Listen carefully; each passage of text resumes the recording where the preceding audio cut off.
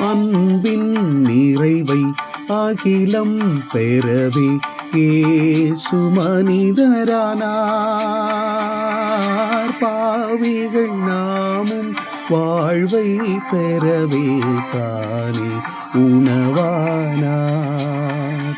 இதை அவர் நினைவாக செய்கின்றோம். நிறைவாழ்வினிலே நுழைகின்றோம்.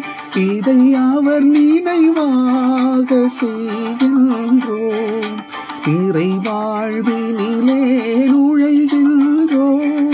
உடைபடும் உணவாய் உலகினில் வாழ உணவாய் வருகின்றார்.